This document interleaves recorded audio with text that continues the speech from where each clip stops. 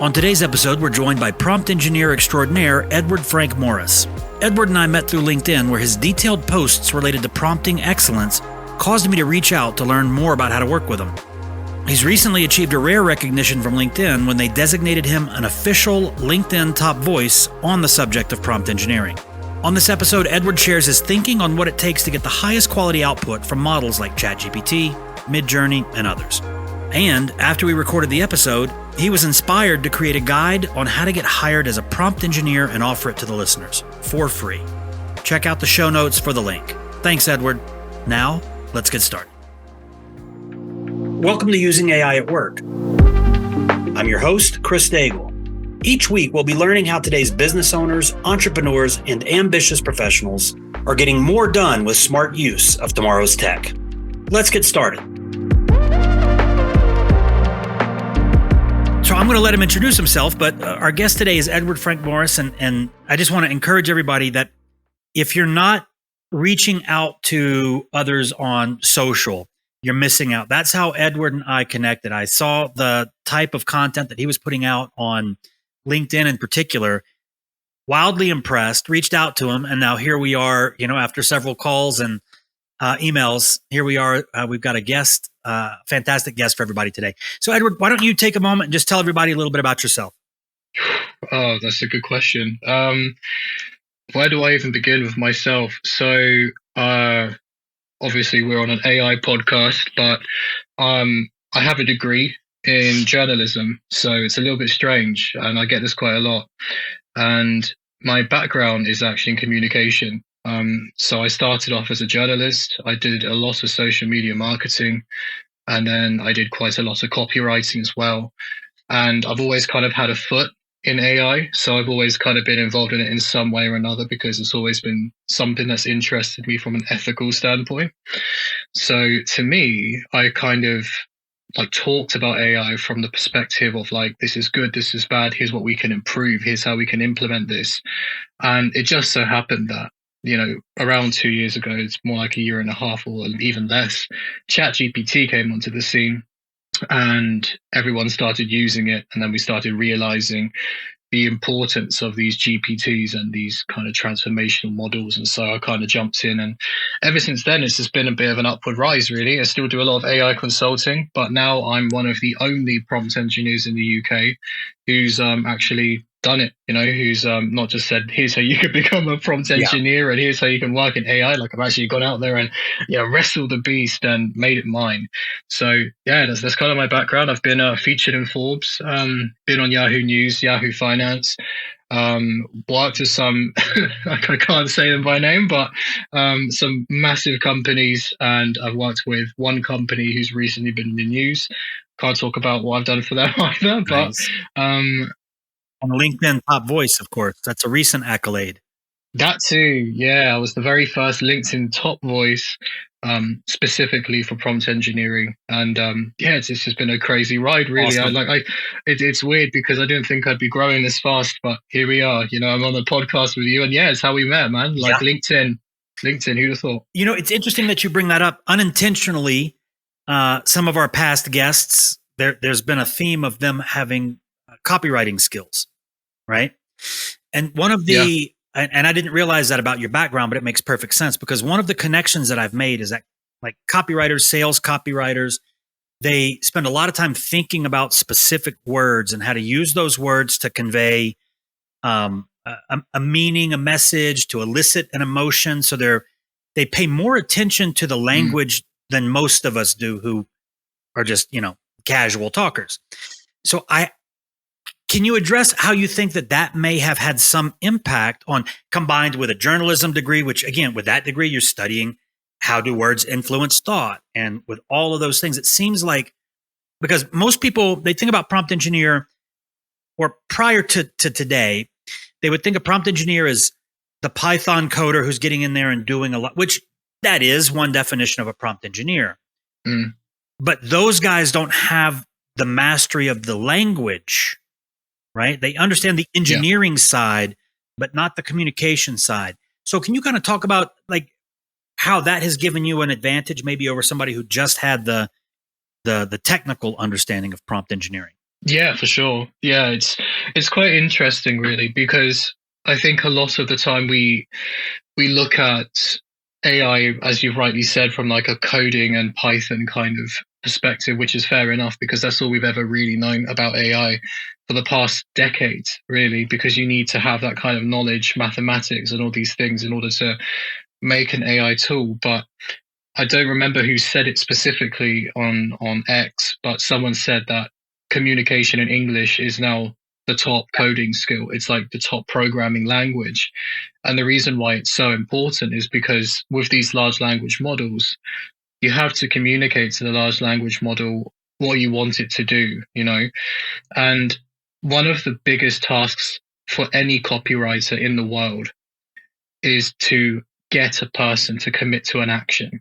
That's the end goal for everything. It doesn't necessarily have to be for sales. It can be for clicking a button. It can be for subscribing to a newsletter. It can be anything really. But the ability to command and get action out of something or someone in this case is the most important skill to have as a copywriter.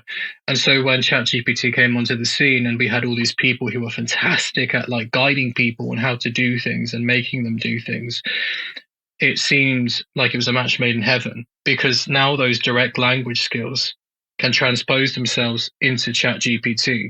Because essentially what ChatGPT is trying to do is it's trying to understand what you're ordering it to do. So if you can do that in either a very precise and a concise way, or if you can do it in a way that gets the AI to interact in a particular kind of way with its own subset of data, you tend to get very good results. Yeah. And so, like, just to wrap the point up, when Sam Altman came out with ChatGPT and then all these prompt engineers started rising to the surface, and Sam rightly said, prompt engineering isn't like a role that is going to be out there forever. I think he was partially right. I think prompt engineering, as it stands at the moment, is incredibly important for a lot of companies. But I think what it is for the average person, prompt engineering won't be as important to them. But if you are a business that needs AI to do very specific kind of things, and you need someone to whisper to the AI to do specific things, if run of the mill isn't good enough for you, you will need a prompt engineer. And that's where the communication skills come in. Because you can get the best coders in the world to write something and get a large language model off the ground. But if you don't know someone who can talk to it and get it to do the things you want, you have a load of data, but you can't use the data, or in the way you want at least. You can't charm it. And it's like having a snake, but you just don't have anyone to play the flute Yeah. and get it to dance, Yeah. you know? Yeah, exactly. So that's how I see it, at least. So the average user or listener of the podcast, their demands for it aren't going to be, they're going to have a wider tolerance of hallucination or a rewrite. The stuff that you're working on, though, you're suggesting that the output needs to be extremely precise because so many downstream activities or upstream activities are reliant on the quality of the output that you're eliciting from the models. Is that right? Yeah, I think it depends entirely on the user case, because I think for most average people, like even non-average, even executives and people along those lines who have very specific intentions for ChatGPT, I think a lot of them, although they would benefit from taking a prompt engineering course or something along those lines, I think a lot of them are quite content just saying, rewrite this email in a professional tone, and then it does the thing. But when you're, I haven't worked with them, so I can actually mention a name. Let's say you're BlackRock, for instance. You may want a GPT and you may want a large language model that can take 50 pages worth of research data and it spits it out in a very particular kind of format where paragraph 3 is longer than paragraph 1 or whatever. And that's where a prompt engineer really needs to come in. So on one hand, if you're like a normal person, you'll find benefit in large language models. But if you are a company that can see all of this data being formatted, or even if it's just technical writing being formatted in a particular kind of way, and you're like, that's going to save us weeks of time, you're going to see prompt engineering in a completely different light to the average person. So when you were talking about how Sam Altman said that people didn't really need to learn how to prompt, a couple of takeaways from that concept was, one, most people can get that synthetic output that they're looking for just from brute forcing, beating the keyboard, right? They don't need to be precise. However, the type of stuff that you do, Is there some feedback, or are there tools that you're using to improve prompts? And let me get at the context. So if somebody is new to this and they think, oh, all I have to do is just treat it like Google, right? Like, let me ask something, right? Mm, That's, you and I know that that's a weak prompt. It can be a lot more yeah. uh, effective than that. Are you using any tools, or have you heard of any tools that an individual who's not good at it can use to rewrite their prompt in a way that would get them a better output? It's interesting because I do see the tools like this. I do see Prompt Perfect. I do see extensions you can add onto Google. And what it does, it essentially beefs up your prompt. But I think ultimately, I don't use any kind of tools whatsoever. That's the big thing. And I do anything. I do anything from simple kind of make me an email with 500 words and make it sound in a particular kind of way, all the way to seriously complex prompts that require multiple chain entries. But I've never really seen the benefit of using a prompt perfect kind of thing from my Sure. perspective because of prompt engineering. I mean, from the perspective of like the average person, I think the best thing for them to do when they learn prompt engineering or when they try to get into the world of large language models is to also work on their communication skills. Because ultimately, if you want your AI to work in a particular kind of way, you have to communicate that like it's a human being, because it is ultimately meant to be mimicking a human Mm-hmm. being, right? That's Yep. an artificial intelligence. So if you're if you're treating it like Google, you're using 5% of its capacity, if that, and you're getting 5% results. So it's just like what every other AI influencer says on LinkedIn, which is garbage in, Yep. garbage out. So you have to be specific with it if you want specific results. Diamond in, diamond out, right? So if you Nice. want a 1,000 word paragraph written in 3-line stanzas and it's written in a Harvard business style, you could do that, but you have to tell the AI that because it still can't read your mind. You have to be specific.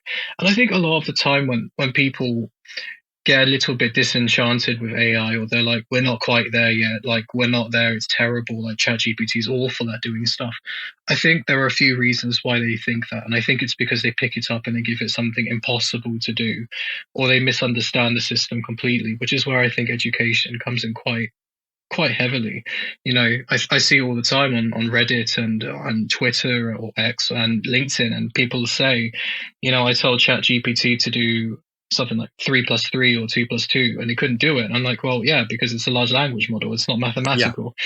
But people have their expectations, they have their Yes. misconceptions, and it's so easily fixed. It just takes a bit of time to learn. But once you learn it, it's the most powerful tool you can have. Yeah, that's one of the things that we routinely explain to executives is the limitations of the models.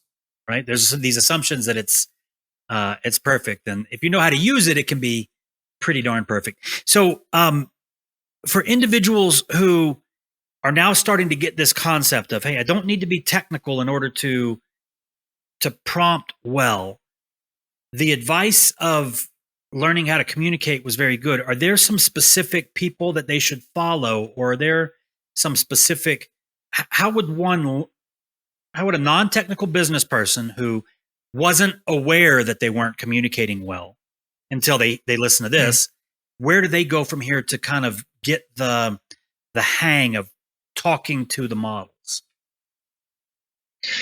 I mean, it's a great question, right? Because I think it would be very easy for me to say OpenAI, Anthropic, and other companies that depend on prompt engineering for you to communicate with your system.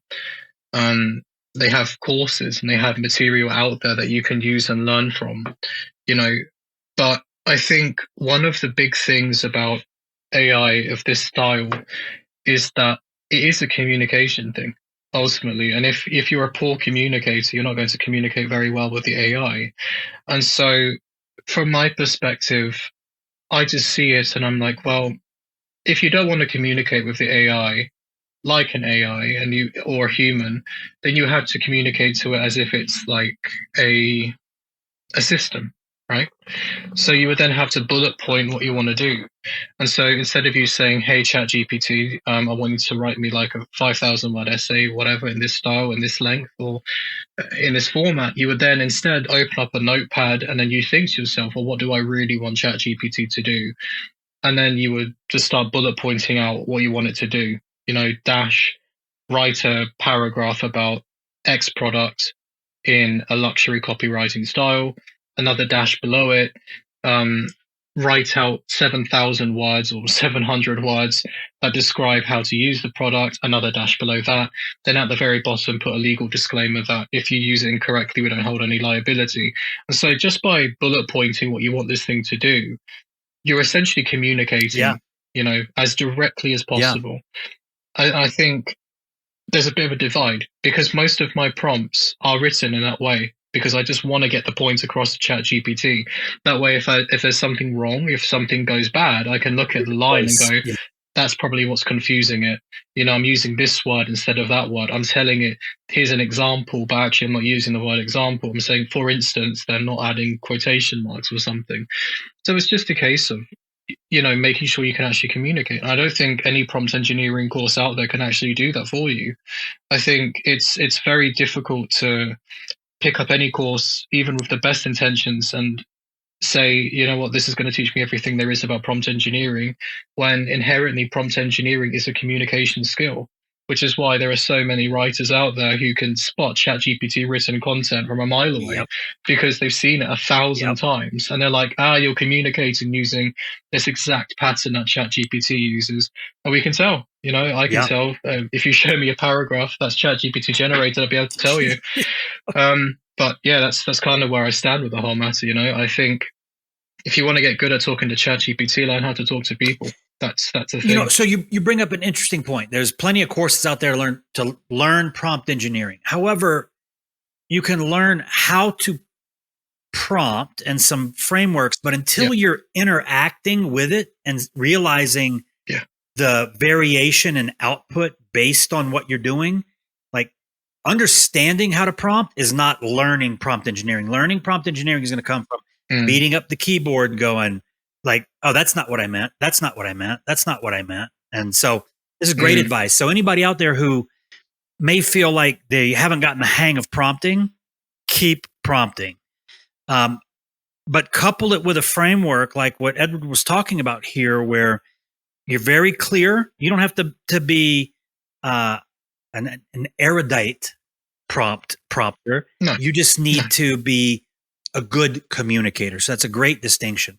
Now, obviously, the models are a daily tool for you. Outside of ChatGPT and Claude and any of those kind of tools, what are some tools that you're getting a lot of value out of that are AI powered, AI driven in the operation of your business? Not necessarily delivery of your value, but in the operation of your business. Yeah, this is another interesting point. I mean, at the very core, it is ChatGPT and generally large language models that my life is surrounded with at the moment. And the reason for that being is because there's so much written content out there. And so the way my business kind of works and the way I work as an individual, I will look at a business and I'll say, there are certain areas you can optimize. And it seems that most of my clientele, they fall into one or two categories. And it's either they want to implement AI into the business and upskill their staff in how to use ChatGPT efficiently, which is fair enough because we all want to write stuff, we all want drafts, and we all have long letters we just want to avoid writing altogether. And so that's completely fine. Or alternatively, they'll go down the route of we want our own specific API with Anthropic or ChatGPT or whatever it is, and we want it to have one core function.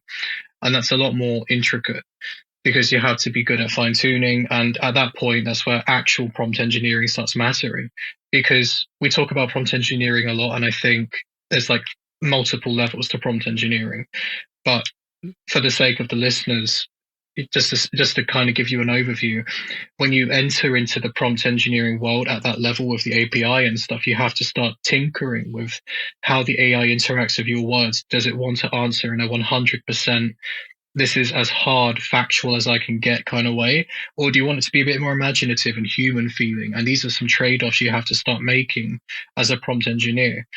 And then there's other things you have to account for, like model drift and all the rest. So from my day to day, it is always ChatGPT, it's always large language models, and it's always, these kind of areas. But I think one thing which has saved me a lot of time, even though this is a bit of a cheat because it still boils down to a large language model, one thing that's saved me a lot of time is meeting recording Yeah. AI, Fireflies, Otter AI. This kind of stuff, it's invaluable. There will be stuff which we'll talk about on the podcast, and I'll think back and I'll think, did I really say that? Like, can I play that back? And sure, I could listen to the whole podcast, but it'd be far easier if I could just hit Control F and then search through the meeting files, right? It'd be way easier. So these kinds of things are really useful. And there's other things coming out which are very, very similar to it, which I'm even considering getting, even though they're a little bit invasive and creepy. Like, for instance, AI that records your live meetings, so that when you're in a face-to-face situation, you can just put the phone down and take all the notes, so you can send those notes off to the other party, right? Really, really useful tech. And it's stuff like that I think is probably the most beneficial to me, especially because meetings seem to be the name of the game these days. Yeah, I think in modern business, the stat's crazy. I think that the average individual in a you're entrepreneurial, I'm entrepreneurial, it's a little different, but for the person that does the 9 to 5 and shows up to the office, I think they're spending like a third of their week in meetings. And if you can more intelligently conduct these meetings or document these meetings, like exactly the tool that you're talking about. And here's what's crazy, dude. We built that tool for internal use 4 months ago. So we've been using that exact thing. So not as creepy because we were all like participating in the development of it, but I could certainly the wearables that those might be, I don't know. Like that kind of stuff is a little, it's insane. Who's the company? I can't remember the company who wants to do it. It's like a necklace that goes around your neck and it like records everything. And I remember the company and I reached out to them. I was like, hey, is this thing like always recording? And they're like, no, Ed, don't be ridiculous. It's not always recording. It's just when you press the button. It's like, oh, okay, so it is always recording. There's going to be one guy who's like recording everything. And just like Siri and Alexa aren't always listening. Yeah. You got to be willing to give up all privacy. So how did you go from journalism and copywriting into, obviously you'd been an AI enthusiast prior to the big release in November of 2023, but what does that transition look like? Because we've got people out here, maybe we've got copywriters listening to this for sure, who would like to, even though they're well paid as sales copywriters, the application of that skill into an AI enabled environment raises their value, their like commercial value considerably in the marketplace. So for individuals who are interested in moving more towards identifying as a prompt engineer, what was that path like for you and what advice would you give them now? I think I'll just get straight to the pitfall. The biggest mistake I ever made in the prompt engineering and just generally the AI journey that I went on is I only started pushing myself in AI and that kind of field properly, I think in around June, July-ish, so quite late into the hype cycle of ChatGPT at the time. Like before then, I was just lurking on Reddit and commenting on posts and seeing what people were making and doing, and that was fine. I was just upping my knowledge. But the thing is, I was already using ChatGPT far more than other people were at that point. Like I got access in November of 22. And so by that point, I had used it way more than the rest of the world had.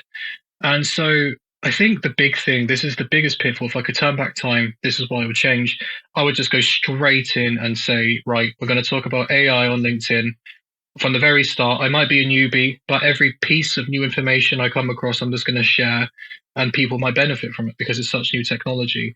Probably my biggest regret, because if I did that, I'd probably be up there with like the 6-figure followers. Although it's like a vanity metric, it does make a big difference when it comes to trying to get clients, jobs and contracts. Yeah, it's an authority thing more than anything. And so that would probably be my biggest thing. So if you are considering going from the copywriting route to the AI route, I like it. Go out there and do your thing. But from the actual transition side of things, that's a quite interesting question because, again, my foot's always kind of been in the AI sphere. It's always kind of been there. But going from journalism to copywriting was a purely monetary and a moral kind of thing for me because in journalism, I kind of like looked at the world and I was like, right, Ed, like here's the world, right? And how do you make money with journalism?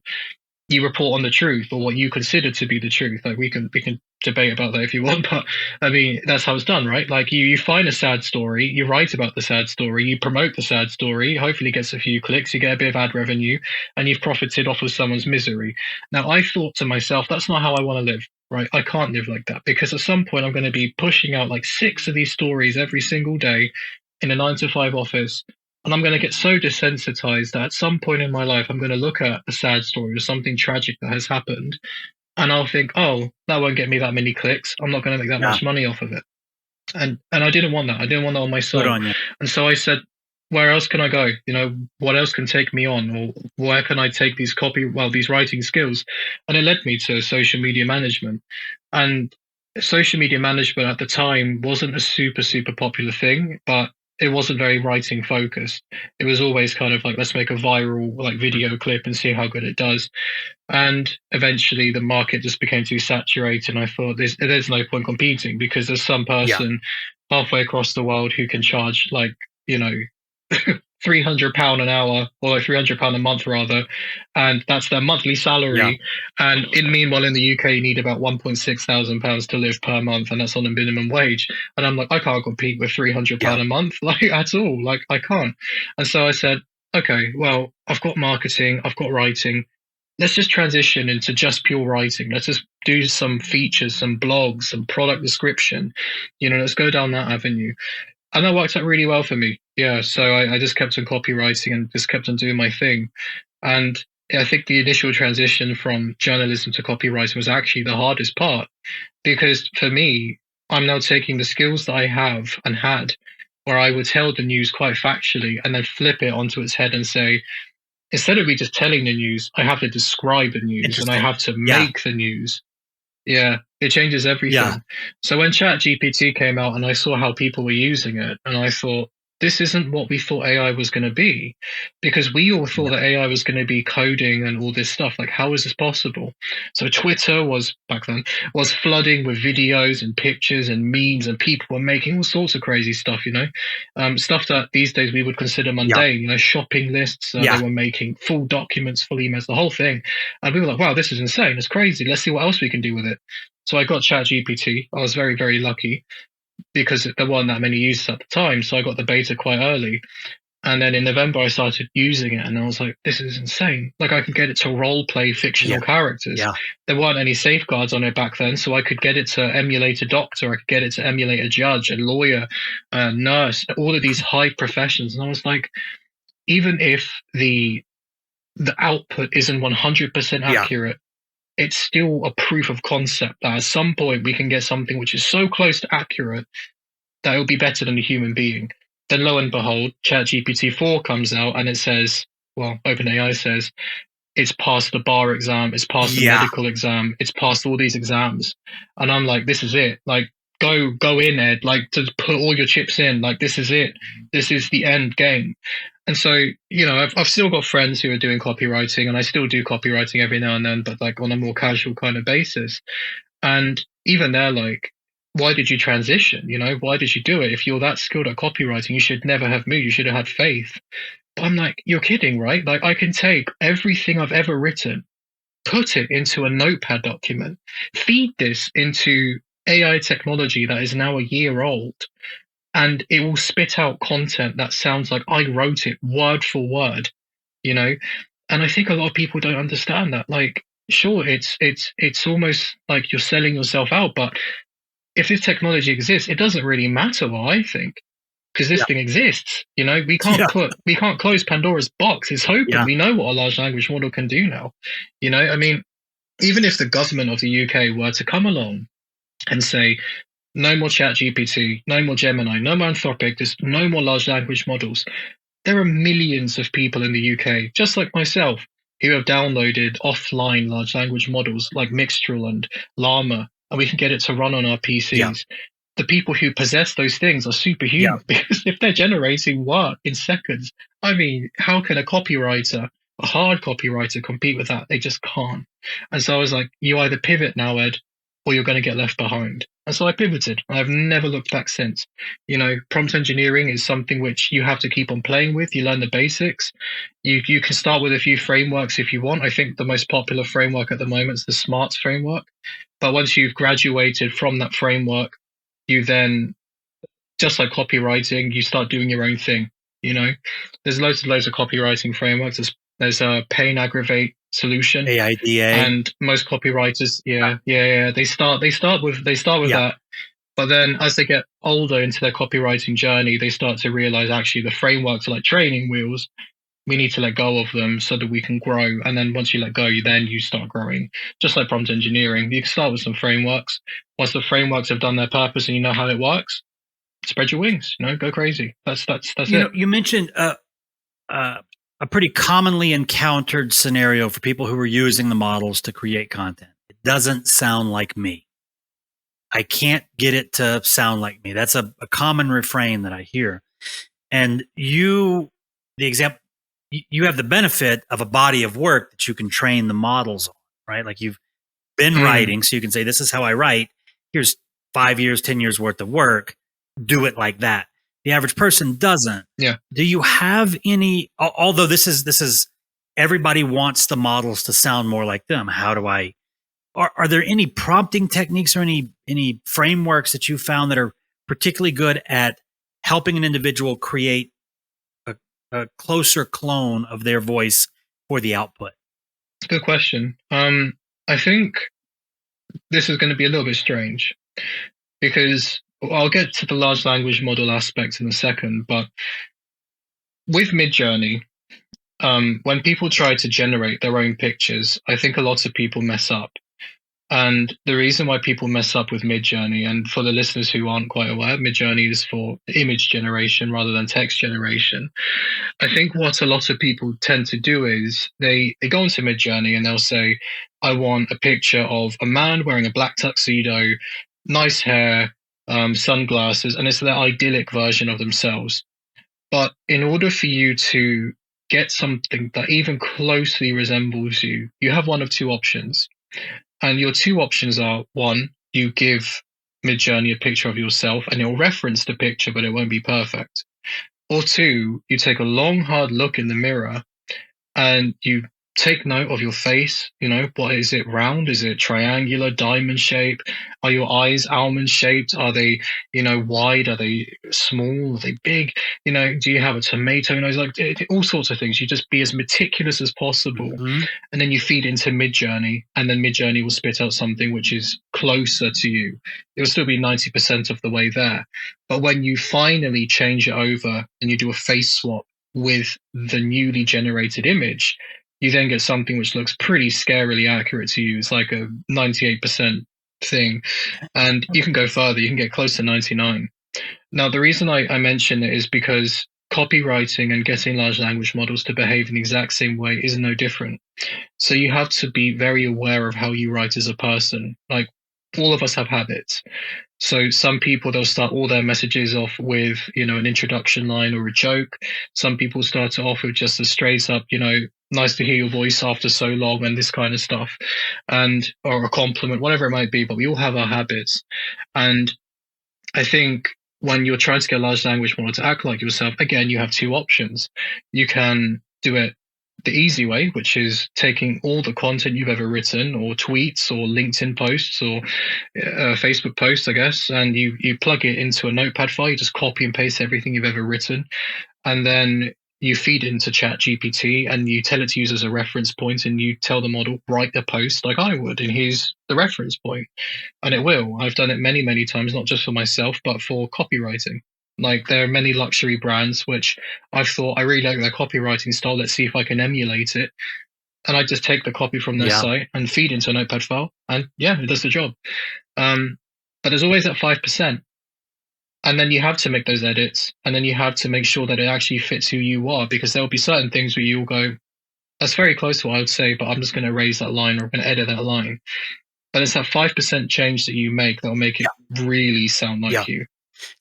And I'm sure there are going to be people listening and they're going to think, well, that's not good because you still have to edit it. It's not 100% there. But keep in mind that this AI can generate, 2,500 words in 30 seconds. And we're asking you to edit a paper for like 2 minutes. I think it saved you enough time, And so that's how I view it. You can get things very close. So this kind of is tying into the concept that you shared earlier, where in your journalism career you reported on the news, but then in copywriting you're almost, like you said, you're describing the news. With the Midjourney example, here's a photograph of me versus let me describe me. So this concept of running the what you want to communicate through how do I describe that instead of just saying it or just typing it, right? It's a very interesting concept. And if somebody can make that, because one of the things that I'm always looking to do with guests and clients and that sort of thing is get them to start thinking in AI. And what I mean by that is that if I see you do something that's cool, but I don't know why you did it. It's when I can start understanding why these things are happening, then I begin to start thinking in AI and I become agnostic to tools or to frameworks. It's like you were talking about earlier, the copywriter who starts by using a framework.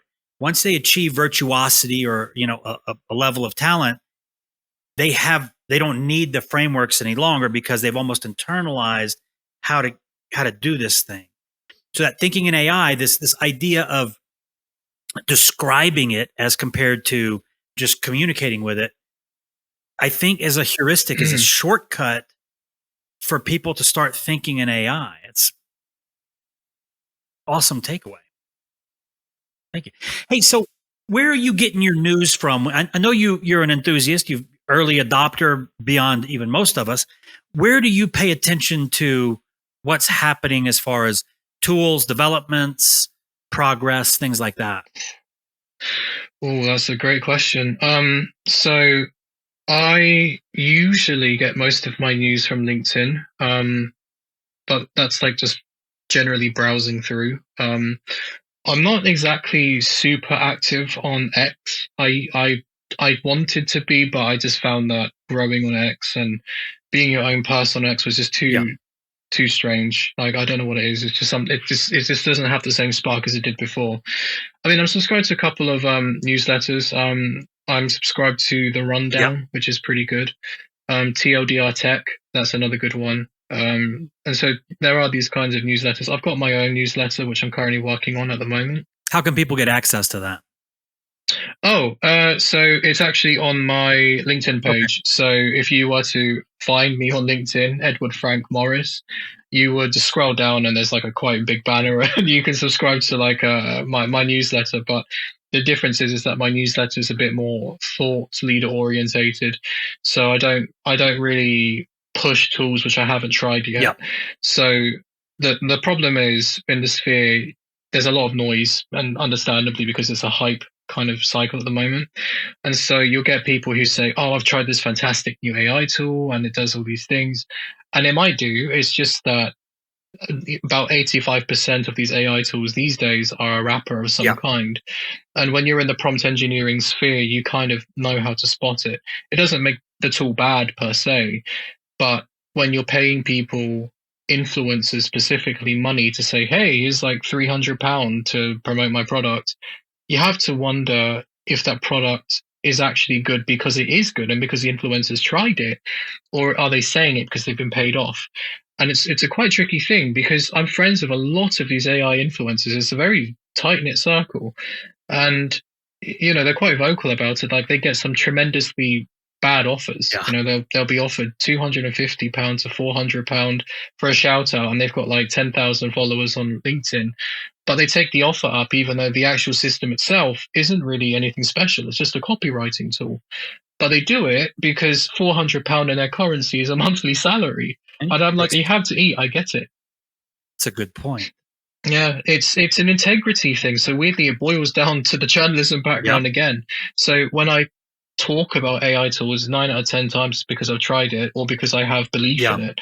So I've been talking quite a lot about Sora lately, and the reason I believe in that so much is because it's leagues ahead of any of the competition, and I genuinely do believe it's going to have tremendous effects on society. And I think that's going to be the next big thing, similar to ChatGPT. It's going to be what everyone's going to talk about because of the societal effects it's going to have on us. But that seems to be where I get it from mostly. I try to avoid the major newspapers. I try to avoid, major magazines and stuff for news. And it's Journalism not because I don't background. like Yep. them per se. It's because they tend to blow things out of proportion. So it's like a chat GPT's here to take all of your Yeah. jobs and here's why. And then they link in like Klarna. And it's like, well, maybe, but like you're overhyping it. Yeah. You've made me read like for 10 minutes and you could have summarized into a sentence. It's really annoying, but it's just the nature of the beast at the moment. There's a lot of fear in the air. There's a lot of potential in the air. But I think take everything with a pinch of salt. So you mentioned a couple of things, and for the listeners, Sora is a text to video release by OpenAI, correct? And Yeah, it's correct. like Yeah. best in class at this point. And then you also mentioned Klarna, and were you referencing the research that Klarna just showed that their customer service chat bots had like done the work of 700 customer service agents? Is that the thing you were? Yeah, that's the one. Yeah.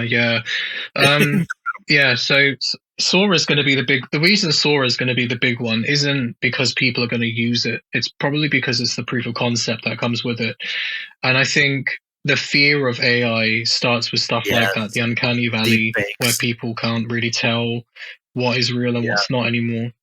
And so that's why I think it's going to pop off. But as for Klarna, yeah, they're kind of like the talk of the town at the moment. They may not have gotten the hype that they may have wanted, but to be honest I heard with about you, it.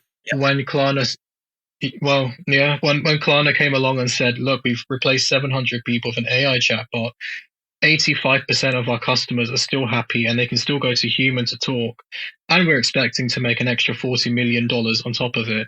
And when you read stuff like that, and as a normal person, that's terrifying. As a company, even if you're an SME, you're reading and you're thinking, "Holy shit! I can have all of like these like bots, and I can have this stuff. I can have an entire company of like AI tools," and that's opportunity right there for companies. Whereas the average consumer and people who may be scared of AI hear that and they're like, "I'm going to be replaced," and I understand that. It's an interesting topic because you and I we're immersed in it, and we have a keen eye for. Oh, wait a minute, that's not human generated. That's synthetic, right? We're testing with we're we train people on how to use AI in small business, and so we test a ton of tools, and we're testing some voice to voice AI right now that is conducting phone calls on our behalf with people who have customer service issues, or we've got a few use cases. And even being somebody who is ever like aware of use cases or opportunities to use AI, it's so good at this point, and it's hard for me. If I didn't know, it would take me 60 seconds at least before I was like, wait a minute, are you real? So but here's the thing.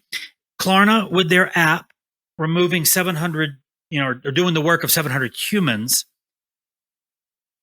there is that I still want to talk to a human. However, what if that human can't get you the answer? And what if the AI can say, hold on, snap of a finger, here's what you want, plus here's a few additional resources. Yeah. It becomes this question of, do you really want the person or do you just want the result? This is the interesting thing, isn't it? Because I think we want that human connection. We all do, but when we call up a customer service line, and I'm not really the type of guy to get angry at a customer service agent. I know 9 out of 10 times it's not their fault, but when they can't solve the issue I'm having, or when they give me a response that I don't particularly find satisfactory, I'm just like, I've wasted 30 minutes of my time trying to get this fixed and I went nowhere with it. But you're right. Like, what if an AI could get you the answer you actually want? Because this AI, it can read through like megabytes, if not gigabytes worth of content and FAQs, and it's never wrong. Yeah. It's never wrong, like unless it's manipulated into being wrong, but it's never wrong. A human can be wrong. I mean, I can't even remember what I had for breakfast this Yeah, morning. exactly. An AI would be able to tell me what I had for breakfast like 12 years ago if I had the data. You know Yeah, what I mean? So people talk about like AI, like, oh, I'll never be as good as a human. I would argue it will be better than a human in time. I mean, just like the voice calls, right? Like if you can't tell that you're talking to an AI, like what's the difference? It's going to give you the answer you want. If you want to talk to a human and get the same response, but in human, then dude, fine. But you I couldn't mean, tell. realistically, you have, It's pretty crazy. yeah, you can't tell. No, And then no, with Sora, obviously, the concern is that its output is so good. With yeah, Klarna, the concern is that the chat bot is so good that people are using it without even realizing that they're not using a human. And oh, there's 700 jobs that go out. So it's an interesting time. You know, you brought up you had kind of dabbled in X and then ended up on LinkedIn. I think it was a good move. The LinkedIn top voice aside, the content that you're able to put out there is resulting in engagement, not just from nerds like me and you who love AI, but from yeah, companies, right? Like this. yeah. So going back to that suggestion for that individual, when I said, well, what if you're a copywriter and you want to transition out of copywriting into prompt engineering? You mentioned go there and start sharing your AI journey in social, right? And if 100%. you're Yeah, listening to this, maybe you don't want to be a thought leader. Maybe you do. Maybe you want to be recognized. And I can tell you, there's nothing negative that will happen with your career if you get identified as, oh, she's the AI expert. Oh, he's the AI expert. no, That is not going to hurt your career. So if you're listening to this and this has been engaging and you're looking for and you want to do more, start there. Start documenting your journey. Because one of the things that I know, and I've heard this, Edward's a rare exception. Most people that are professing expertise in generative AI today, they never saw they never worked with any models until GPT 3.5 came out and the whole world got access to it, right? Most yeah, people out there who are identifying as an expert, they're only an expert 6 months smarter than you are, right? yeah, So that yeah, was yeah, fantastic advice that you were sharing because I mean you're the result of that. You started documenting your journey. You started getting really good at well, the journalism background probably didn't hurt. Um, but now, I mean, in short order, in 6 months, you're a recognized expert in a platform that's very desirable if you're selling B2B services like you are, for them to go, well, who knows? mm, What's this prompt engineering stuff? Oh, this yeah, guy knows. And all of a sudden, boom, business out the yeah, wazoo. Y- yeah, yeah. That's the thing, and it's it's a bit like, I don't want to say frustrating because you can't change the past, but I do wish that it is my biggest regret. I wish I started earlier, because if I did, there would have been so much I could have done. But to even have the LinkedIn Top Voice badge, it's such a, I don't know, man. Like it's crazy to me to even have it, because it's such a difficult thing to get. Like, just for the listeners out there, because I know this is like, you might be listening to this and thinking, I want to do that. Like I can do better than he can, and I hope you do, honestly. But like, the way you get a LinkedIn Top Voice badge, and it's the blue badge next to your name, not the yellow badge. The blue badge is when LinkedIn have personally seen what you've been doing, and they say this guy's literally the best in his domain. We're just going to give him the tick for it. We're going to give him like the blue Good verification job. tick to say this guy's legit, like he's for real. And so it's not just a single person who does this. It's, I think the last I checked was a 3-layered system. They're very, very secretive. So they'll find you, they'll scout you, and then they'll keep on looking at your content to see what you're doing, to make sure you're actually talking about your stuff and you know your stuff, and they'll make sure you're not cheating the system and gaming the system. So a lot of the people that are AI influencers at the moment who kind of just copy and paste their content from other people, they'll never get the Yeah. badge because LinkedIn are smart enough to catch Yeah. on. And so yeah, and so they'll keep on watching, and eventually they'll say, "Okay, let's take him to round two. Let's get some other experts in AI and tech to look at his work and to see if he really knows his stuff." Then once that's done, we'll go to another round, a final judgment round, and then we'll say, "Yep, he gets the blue tick of approval. He doesn't get the blue tick of approval. Here's why." And no one in the world, apart from LinkedIn's internal team, know who those people are because it's such a coveted thing. Yeah. Like, like in the UK, it's not really massively celebrated, and I understand. I mean, it would be a little bit strange, but it's not a massively celebrated thing. There are events specifically for LinkedIn top voice people, but I haven't been invited to one yet. But to be fair, I only got the badge like 2 months Yeah. ago, so fair enough.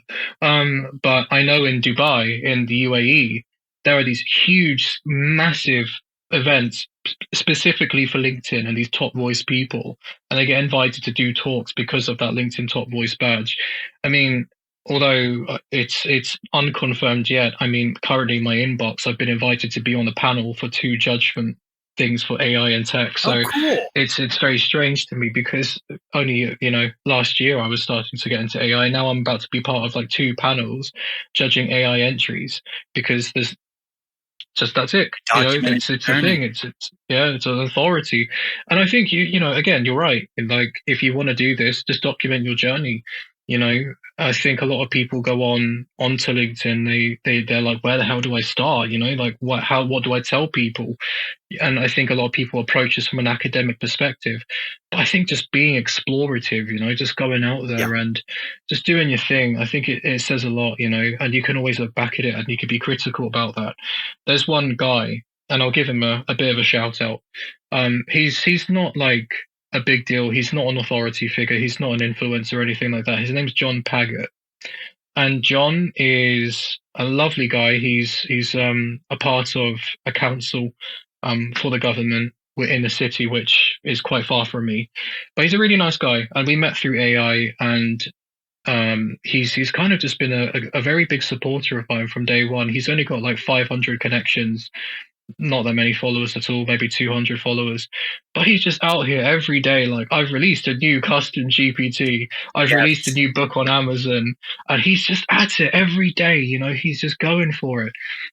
And he's getting places because people at work are asking him to implement AI, and in his city, he is the AI guy. And he's getting stuff from it, and I'm really proud of him. I haven't really given him much in the way of like super advice. I just kept on Yeah. supporting him and helping where I can. And it really can be a life changing thing, just being vocal on LinkedIn and just being Yeah. you. This has been very informative because just as we referenced already, you can't always trust what you read. And with prompt engineering in particular, I spend a lot of time on the Twitter sphere for AI. And there are so many just crap books for, here's my 1,000 ChatGPT Oh prompts to God. start a business. And you think, oh my gosh, I don't have to learn this stuff. I can just use these. Yeah. And you look at them and they're trash. And they're like one line Oh yeah. and all that stuff. So the distinction that you gave with LinkedIn, that's going to be very helpful for people who are looking for thought leaders to start to follow. If they don't have that doesn't necessarily mean that they don't know what they're talking about. But if they do have that recognition, like for instance, if prompt engineering is something that you want better perspective on, Edward's profile is one that needs to be followed by you, right? So that was Yeah.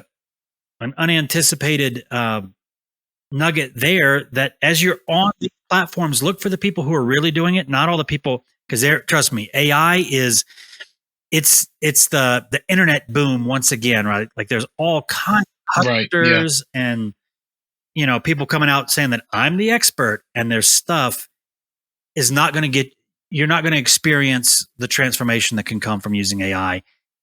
Yeah. This is just like just one more point on that, because I'm really hoping people listen to this and take it away, and they'll be like, I want to go on this journey, but I don't know where to start. I think just be careful out there. I think one of the things which I really struggle with on LinkedIn and just generally kind of this particular area is authenticity. And the sad truth is that a lot of people, they do enjoy the 1,000 prompt guides, and Yeah. they do enjoy the 100. Yeah, they enjoy it. And the reason they enjoy it is because it's a shortcut to success. And that's an aphrodisiac to a lot of Yeah. people. Like, oh, I don't have to learn prompt engineering. That's like a whole 12-hour course. Like on the surface, to me, 12 hours is Yeah. nothing. But to a lot of people, they're like, I don't want to do that. Like, I want to just copy and paste prompts all day long. Fair enough. You want a prompt library. Okay, fine. Like, here's 1,000 prompts, and none of them are really going to be that good because they're not tailored Yeah. to you. But the thing is there's a lot of people who do that. They want you to follow them. They want you to download their 1000 prompts guide. They want you to make sure your eyes are on them, because if your eyes are and you're into this AI land, they can sell you Yep. stuff. They'll take that £300 payment from some random person halfway across the world, and they'll promote the ever loving crap out of their product because they've been paid to do it. But that doesn't necessarily mean they know what the product does. And again, for the listeners at home, or in the car, wherever you may be listening to this, I suppose, just to put into perspective how easy it is to actually make these guys. And I might make a few enemies, I might lose a few friends, but I'm willing to do that. All they need to do is they need to have reference points, right? So the reference points can just be 10, 20 prompts, and you would copy them and paste them into something like Anthropic or into maybe ChatGPT 4. And then you'd get ChatGPT to read, and you just prompt and say, here are my 20 ChatGPT prompts. I want you to write another 1,000 that do similar things within the field. And that's it. That's all they do. And then they package it up into a PDF. They offer it for free, and they go, here's my free 1000 prompt PDF guide. It's free. Download it. You've got no risk, but I just want your email address so you can join my newsletter, and then I can, email you stuff I want you to buy. That's the whole fun. Yeah. But it's not value. If you dragged one of the influencers aside and you were like, hey, I want you to write me a prompt that can do very complex things, they're going to choke. They have no idea what they're talking about or doing. I hope people are paying attention to this. This is the truth. Yeah. It's the truth. It's just the truth, man. Like there's a lot of people who call themselves prompt engineers, but you strip away the ChatGPT, you strip away the large language models from their hands, and you ask them to open up a WordPad file or whatever else and write out the prompt in front of you, they're going to suffer. And that's the downside of ChatGPT, is that it's given people the ability to pretend. And I think the real people who know how to prompt and who know how to use ChatGPT to its fullest potential rise to the surface. And those who don't. There's no problem in not knowing how to use it as max capacity. The problem is pretending that you do and pretending that you know, because it harms businesses. Yeah. It harms businesses, man. Like you're taking like a prompt engineer who doesn't know how to do security settings, taking a prompt engineer who doesn't know how to do basic large language model stuff, temperature management, anything really. And you'll drag them in, you'll pay them. I think the going rate for Anthropic's prompt engineer at the moment is like $500,000. And it's high. Yeah. Like if you even a startup, it's like in the UK, I think they charge senior developer rates. I know I do. And you're paying like £3,000 to £4,000 a month, maybe, for a prompt engineer. And they'll write you out a prompt and it doesn't do what you want it to do. And it's like, well, we're paying you all this money. What the hell are you here for? And then you realize the prompt that they're writing is written from ChatGPT. You're like, damn it, we've just like put a down payment on this guy. Here's a contract. We can't fire him, but they're inept, and it's all because of ChatGPT. It's really strange. It's so strange. In fact, my friend works at a full-time job. He's just taken on board a software developer. The software developer doesn't know how to code in Python. He doesn't know how to code in C++, even Flutter or whatever else. And he just sits there with ChatGPT, the free version, Google, Bard, Gemini, and Anthropic. And he just sits there, all three major large language models open brazenly, and he's just extracting code from each of them, and none of the code works because he doesn't know how to prompt. So not only does this guy not know how to do software engineering, he doesn't know how to prompt, he doesn't know how to make it work. And that's you've got to be careful, man. You've got to be very careful. There's a lot of people who pretend to know it all, but they just don't. I think they just don't. It's also an indication that the marketplace is looking for these people, so much so that they're willing to pay jokers to come in and do, substandard work, because the demand is so great and the supply of talent is so low. So individuals who are listening to this, start learning to think in AI. If you can think in AI, none of those books matter. Somebody can drop you in the middle of the desert and say, prompt your way to a glass of water, right? And you'd be able to do it.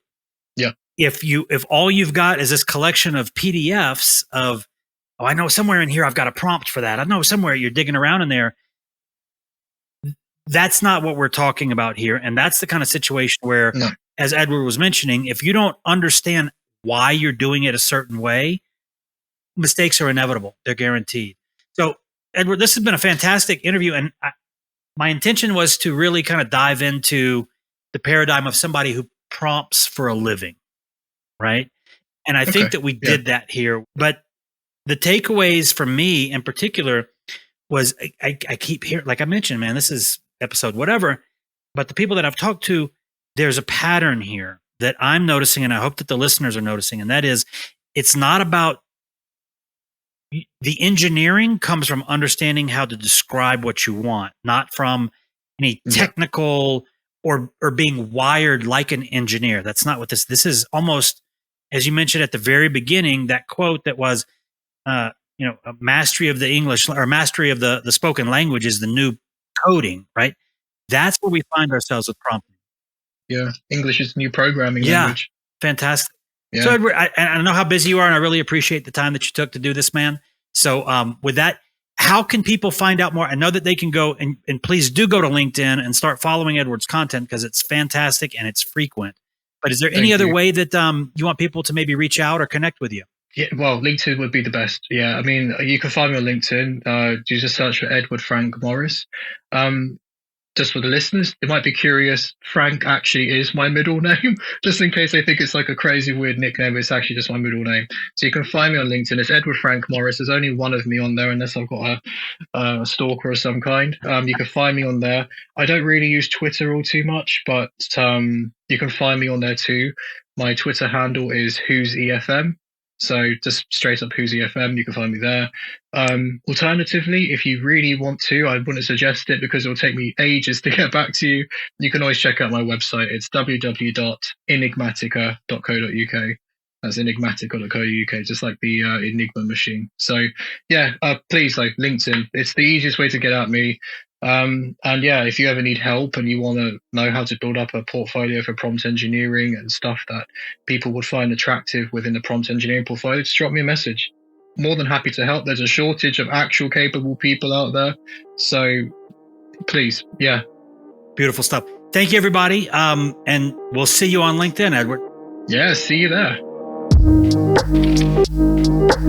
Thanks for tuning in to Using AI at Work. Don't forget to subscribe for more conversations about how to use AI at work.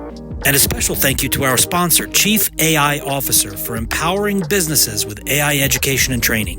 Visit their website for a free AI readiness assessment and AI strategy guide to help you get started using AI at work. That's www.chiefaiofficer.com. Special thanks to our producer, Evan DeSaulnier, for making this episode possible. Follow us on Twitter at the handle Using AI at Work, and visit www.usingaiatwork.com for free resources to help you harness AI in your role.